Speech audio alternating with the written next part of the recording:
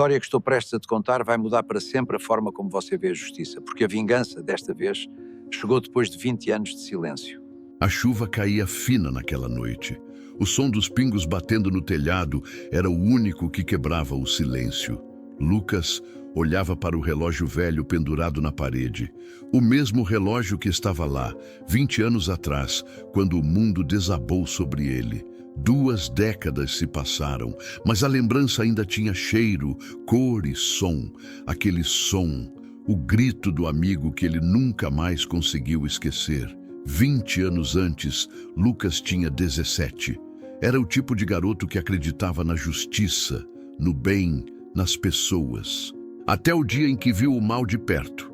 Um homem, respeitado, temido, influente, destruiu não só a vida de um inocente, mas também a fé de todos os jovens que estavam naquela noite.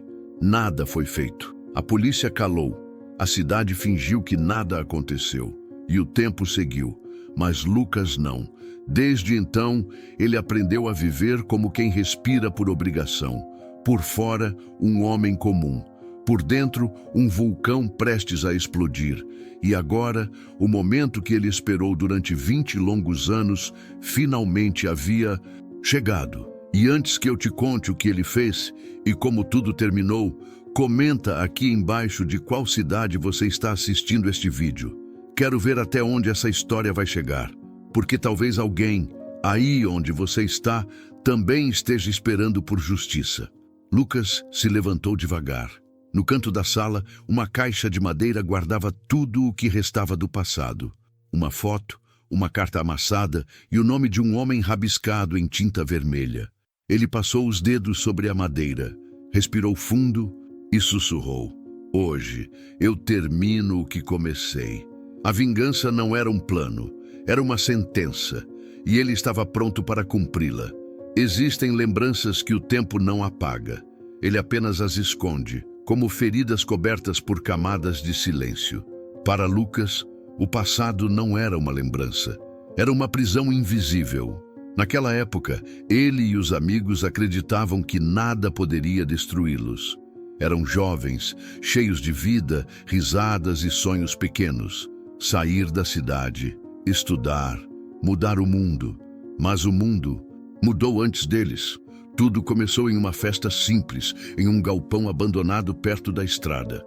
Música alta, risadas, o cheiro de fumaça e cerveja barata. Até que o grupo de rapazes mais velhos chegou, e o ar ficou pesado. Entre eles estava Cláudio, o homem que todos respeitavam. Dono de uma pequena empresa local, político nas horas vagas, o tipo de pessoa que ninguém ousava enfrentar. Foi ele quem, naquela noite, transformou a brincadeira em um pesadelo. Um dos garotos, Tiago, havia denunciado um caso de abuso cometido por Cláudio contra uma funcionária. E o preço da coragem foi cobrado ali mesmo, diante de todos. Lucas tentou intervir, gritou, correu, mas foi contido, empurrado, humilhado. Viu o amigo ser espancado até perder os sentidos. Os outros fugiram, chorando, com medo de também morrer. Quando a polícia chegou, o corpo de Tiago já estava sem vida. E Cláudio, sentado na calçada, fumava como se nada tivesse acontecido. No dia seguinte, o caso virou boato. A versão oficial dizia que foi uma briga entre jovens bêbados. Lucas tentou falar, mas sua voz foi abafada por ameaças e olhares frios. A mãe de Tiago implorou por justiça, mas ninguém quis se envolver. Em poucas semanas, a cidade voltou à rotina, como se nada tivesse acontecido. Mas Lucas não conseguiu esquecer. Cada ruído o fazia lembrar do som do corpo caindo no chão. Cada noite chuvosa o fazia sentir o mesmo frio daquele dia. Enquanto todos tentavam seguir em frente, ele ficou preso lá atrás, entre o medo e a culpa. A pior parte de um trauma, ele diria anos depois, não é o que fizeram com você, é o que fizeram você se tornar depois disso. E foi ali, aos 17 anos, diante da sepultura do amigo, que Lucas jurou uma coisa. Ele esperaria, o tempo que fosse, mas faria o culpado pagar. Aquela noite começou como qualquer outra. O ar estava quente, o céu limpo, e ninguém imaginava que seria o último pôr do sol de uma vida inocente.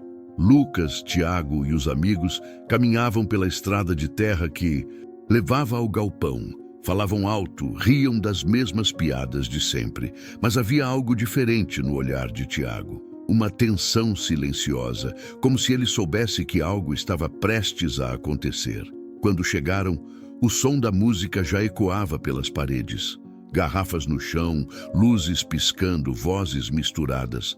Tudo parecia normal, até que a porta do galpão se abriu com força. 4 homens entraram, e entre eles, Cláudio. O mesmo homem que Tiago havia denunciado dias antes. O mesmo homem que jurou, diante de todos, que quem mexesse com ele não viveria para contar. Os risos cessaram. A música foi cortada. O tempo, de repente, ficou pesado. Cláudio se aproximou devagar. O cheiro de álcool e perfume caro enchia o ar. Ele olhou para Tiago e disse algo que Lucas nunca esqueceu. Coragem é bonita, até o medo chegar. Depois disso, o som, um soco seco, um grito, um pedido de ajuda que se perdeu na confusão. Lucas tentou correr, mas foi contido. Empurrado contra a parede, viu o amigo cair e o mundo girar junto. O que aconteceu depois, poucos realmente sabem. Alguns dizem que Tiago morreu ali mesmo. Outros que foi levado ainda com vida e nunca mais visto. A cidade escolheu a versão que era mais fácil acreditar, mas Lucas sabia a verdade e ela o perseguiria pelo resto da vida. A polícia chegou tarde demais. O galpão estava vazio, as garrafas quebradas, o sangue lavado pela chuva. Cláudio deu entrevista no dia seguinte, dizendo que lamentava a tragédia entre jovens inconsequentes. E foi assim que a história terminou, pelo menos para o resto do mundo. Mas para Lucas, aquela noite não acabou. Ela apenas começou. O corpo de Tiago foi enterrado sem respostas, sem autópsia, sem justiça. Mas o que ficou não estava debaixo da terra, estava dentro de Lucas. Uma cicatriz que ninguém podia ver, mas que doía todos os dias. Nos meses seguintes, ele mal falava. Os amigos se afastaram, as pessoas cochichavam quando ele passava. Diziam que era melhor esquecer, que a vida continua. Mas a vida para ele tinha parado naquela noite. Ele começou a ter pesadelos. Acordava gritando, com o som das risadas ecoando no escuro. Não suportava mais o barulho da chuva. Era como se cada gota batesse no chão no mesmo ritmo dos golpes que tiraram a vida do amigo.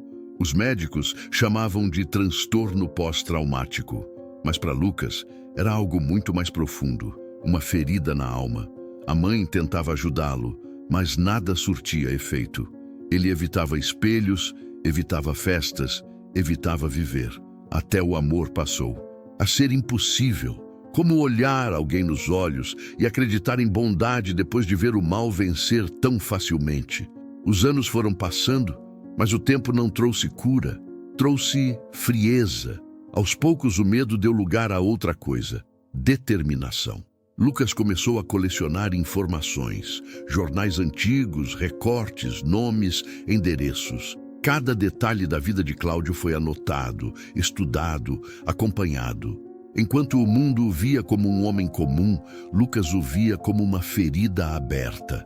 Alguns contam os dias para viver, outros contam para se vingar.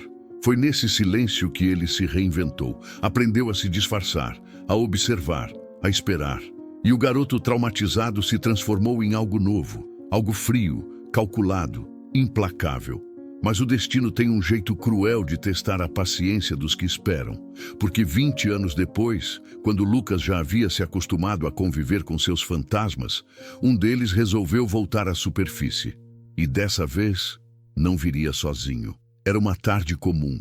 Lucas caminhava pelo centro da cidade com a cabeça baixa, como sempre fazia. Havia aprendido a ser invisível e por isso mesmo via o que os outros não viam. Mas naquele dia, algo o fez parar. Um carro preto cruzou a rua em frente à praça. Vidros escuros, placa cara, motorista com o rosto que ele jamais esqueceria. O tempo congelou. 20 anos depois, Cláudio estava de volta. O corpo de Lucas reagiu antes da mente. As mãos tremiam, o coração acelerou. Ele ficou parado, observando, como se o passado tivesse voltado para cobrar o que ficou pendente. Cláudio saiu do carro sorrindo, elegante, com terno caro, o mesmo olhar arrogante de sempre. Cumprimentava as pessoas, tirava fotos, acenava para câmeras. Era candidato a vereador. O homem que matou um inocente agora queria ser a voz da justiça. Lucas observava de longe. O rosto sereno escondia o furacão dentro dele. Cada movimento de Cláudio reacendia uma lembrança, um grito, uma imagem que ele tentou apagar por 2 décadas. O destino não erra o endereço, pensou. Ele só demora para chegar. Nos dias seguintes, Lucas começou a segui-lo discretamente. Aprendeu seus horários, os lugares que frequentava, as pessoas com quem andava. Viu que a vida o havia recompensado. Uma família perfeita, casa luxuosa, carreira política. Enquanto isso, Tiago estava esquecido num túmulo sem nome. Mas algo naquele reencontro despertou mais do que raiva. Despertou uma sensação que Lucas não sentia havia anos, clareza, como se o universo inteiro tivesse dado um sinal. A espera havia terminado. Certa noite, sentado na beira da cama, ele olhou para a velha caixa de madeira, a mesma que guardava o nome riscado em tinta vermelha. Abriu-a e, pela primeira vez em 20 anos, sorriu. Era um sorriso contido, calmo, perigoso. Você teve o seu tempo, Cláudio. Agora é o meu. Mas Lucas não sabia que, ao tentar se vingar do passado, acabaria despertando segredos que mudariam tudo, inclusive o que ele achava saber sobre aquela noite. Nos dias seguintes, Lucas se tornou uma sombra. Seguia Cláudio à distância, observava cada gesto, cada passo, cada mentira dita em nome da verdade. E quanto mais o via sorrir, mais a raiva crescia. Mas junto com ela vinha o medo. Não o medo de ser pego, e sim o de se tornar aquilo que ele mais odiava. Durante anos, ele sonhou com aquele momento. Imaginou 1000 formas de fazê-lo pagar. Mas agora que o homem estava diante dele, respirando o mesmo ar, algo dentro dele o impedia de agir. Era como se a alma tentasse alertá-lo. Que tipo de justiça é essa que destrói quem a busca? Lucas parou de dormir. As noites eram longas, cheias de vozes e memórias. Às vezes ouvia o riso de Cláudio ecoando no escuro. Outras vezes, o sussurro de Tiago, pedindo que ele parasse. Mas como parar quando o mundo inteiro fingiu que nada aconteceu? Como perdoar quando a dor ainda respirava dentro dele? Certo dia, ele encontrou alguém que não via há anos. Ana, uma das garotas que também estava no galpão naquela noite. Ela reconheceu o olhar dele. De imediato. Você ainda carrega isso, não é? Perguntou. Carrego porque ninguém mais quis, respondeu ele. Ana contou que tentou recomeçar. Mudou de cidade, estudou, formou família. Mas o trauma nunca a deixou. E mesmo longe, ela ainda sonhava com o que aconteceu. A justiça não vai devolver o que perdemos, Lucas. A vingança também não. Essas palavras ficaram ecoando na mente dele. Pela primeira vez, Lucas hesitou. O plano que antes parecia inevitável, agora parecia sujo, confuso. Ele olhou para as próprias mãos e se perguntou: e se eu fizer isso, o que vai sobrar de mim? Mas bastou ouvir o nome de Cláudio na televisão, prometendo lutar pelos jovens da cidade, para que toda dúvida se dissolvesse no mesmo ódio que o alimentava há 20 anos. Ele mentiu e o mundo aplaudiu. Se ninguém fizer nada, eu farei. E naquela noite, Lucas pegou de volta o que havia guardado por 2 décadas. Um pedaço de papel amarelado, uma fotografia e o plano que transformaria sua dor em sentença. Mas ainda faltava o mais difícil: agir. Lucas sabia que não podia agir com pressa. A vingança não é fogo, é gelo. E quem espera 20 anos aprende a se mover devagar. Durante semanas, ele observou Cláudio como um caçador paciente. Descobriu onde ele morava, o caminho que fazia até o trabalho, o café que tomava todas as manhãs. o horário em que deixava a filha na escola. Cada detalhe era um passo no labirinto que ele construía dentro da própria mente. Mas algo nele havia mudado. Não era mais o garoto revoltado. Era um homem com propósito, e isso o tornava mais perigoso. Ele começou a trabalhar disfarçado em uma pequena empresa de segurança privada. Ali, aprendeu sobre vigilância, rastreamento, câmeras, acesso remoto. Durante meses foi invisível, até estar pronto. Quando finalmente se sentiu preparado, alugou um galpão velho na saída da cidade. O mesmo lugar onde tudo começou. O simbolismo era cruel, mas para ele, necessário. No quadro de cortiça da parede, havia fotos, rotas, horários. No centro, uma imagem de Cláudio sorrindo em campanha com o título Justiça é para Todos. Abaixo, em letras vermelhas, menos para Tiago. Ana o visitava às vezes. Tentava fazê-lo desistir, sem sucesso. Você acha que vai dormir em paz depois disso? Perguntou. Não quero paz, respondeu. Quero verdade. O plano era simples, mas perfeito. Durante o grande evento político de Cláudio, Lucas iria confrontá-lo diante de todos, mas não com armas nem com violência. Ele tinha algo mais poderoso, a verdade que o tempo tentou apagar. Dias antes do evento, Lucas procurou uma antiga caixa que guardava desde os 17 anos. Dentro dela, um disquete antigo, esquecido, contendo um vídeo, filmado por um dos jovens naquela noite. Uma prova que ninguém sabia que existia. O coração dele disparou. As imagens eram turvas, mas o som era claro. E no fundo, a voz de Cláudio dizendo: quem fala demais não acorda amanhã. Lucas fechou os olhos. Sentiu o peso do destino se encaixar peça por peça. Agora não havia mais volta. Mas o universo é imprevisível. E às vezes, quando você acredita estar no controle, é justamente ali que o destino muda as regras. A noite do evento chegou. A cidade inteira estava lá. Imprensa, políticos, empresários. O salão principal brilhava com luzes douradas e risadas falsas. Cláudio sorria, cercado de câmeras, enquanto discursava sobre honestidade e recomeço. Lucas assistia de longe, misturado à multidão. Camisa social, rosto sereno, mas o olhar fixo, frio, calculado. Nas mãos, um pendrive. Nele, o vídeo que ninguém jamais deveria ter visto. Quando o apresentador anunciou o início da transmissão ao vivo, Lucas respirou fundo. Caminhou devagar até a área técnica. Conhecia cada fio, cada tomada, cada falha do sistema. Em minutos, estava conectado. E, com um simples clique, a história começou a mudar. As luzes do palco piscaram. O microfone de Cláudio chiou. De repente, o som ambiente desapareceu, substituído por um ruído metálico. E então, a gravação antiga ecoou pelos alto-falantes. Quem fala demais não acorda amanhã.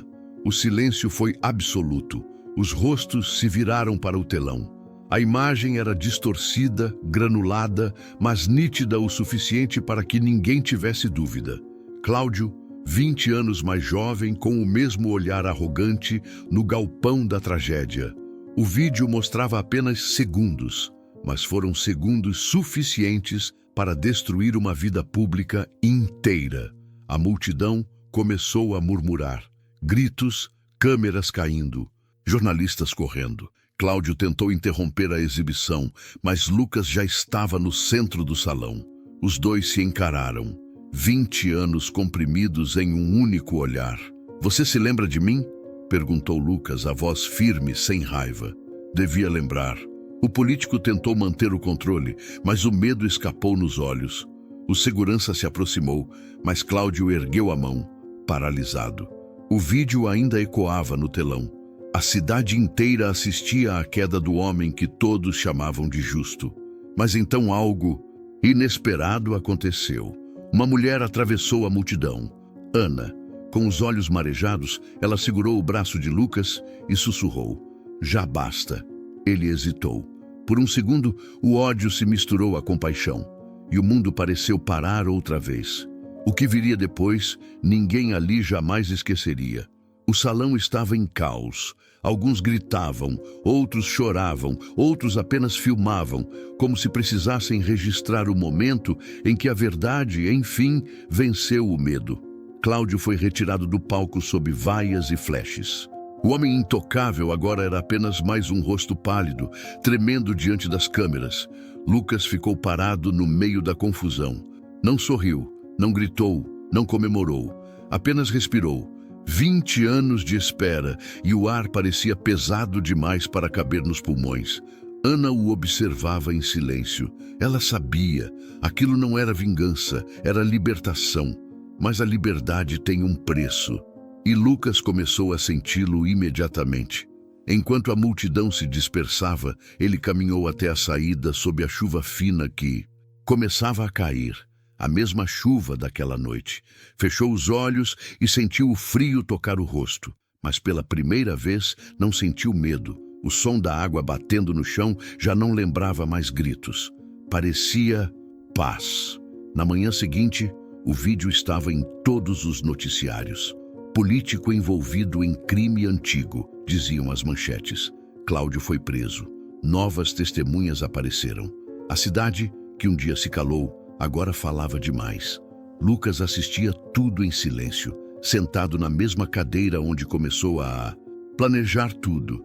Mas em vez de alívio, sentiu um vazio estranho, como se o propósito que o manteve vivo por 20 anos tivesse simplesmente desaparecido. E agora? Perguntou Ana, sentando-se ao lado dele. Agora, eu preciso aprender a viver sem o ódio. Ela sorriu com lágrimas nos olhos. Então, finalmente você está livre. Lucas olhou para o horizonte pela janela. O céu estava cinza, mas de um cinza leve, calmo. E pela primeira vez desde os 17 anos, ele sentiu algo que não sabia mais. Nomear. Talvez fosse esperança. Talvez fosse apenas o silêncio, mas desta vez, um silêncio em paz. Os dias passaram. A cidade mudou. Pela primeira vez em 20 anos, as pessoas falavam abertamente sobre o que aconteceu naquela noite.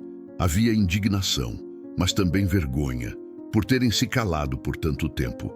Lucas não procurou fama nem reconhecimento. Desapareceu das manchetes tão rápido quanto apareceu.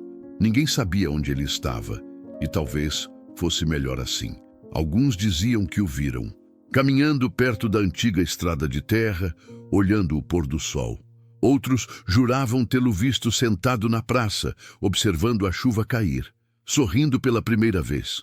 A verdade é que ninguém realmente sabia o que aconteceu com ele. Mas quem o conheceu dizia o mesmo. Ele não buscava vingança, ele só queria paz. E talvez, no fundo, todos nós sejamos um pouco como Lucas, tentando lidar com feridas que o tempo não cura, tentando entender por que a justiça das vezes chega tarde, mas chega. O silêncio que um dia o destruiu, agora era o mesmo que o curava. E naquela calma cinzenta, ele finalmente entendeu. Não existe vitória na dor, só aprendizado. E às vezes, justiça não é punir o outro, é libertar a si mesmo. Alguns esperam uma vida inteira por justiça. Outros descobrem que o perdão é a forma mais profunda de vingança. Se essa história tocou você de alguma forma, deixe o seu like agora. Isso ajuda muito o canal a continuar contando histórias reais que fazem pensar, sentir e refletir. E me conta aqui nos comentários, você acredita que o perdão é mais forte que a vingança? Aperte o botão de inscrever-se e ative o sininho, porque eu sempre trago novas histórias que mostram o lado mais humano, sombrio e verdadeiro da alma. Até o próximo vídeo e lembre-se, o tempo cobra, mas também cura.